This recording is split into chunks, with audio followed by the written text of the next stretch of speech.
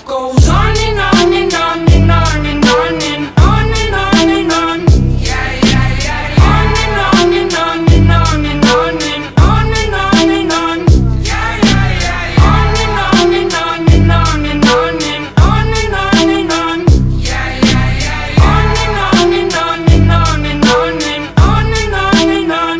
Yeah, yeah, yeah. Work all day and then I wake up. Work all day and then I wake up. Work all day and then I wake up. Work all day. Yeah, yeah, yeah. Work all day and then I wake up. Work all day and then I wake up. Work all day and then I wake up. Work all day.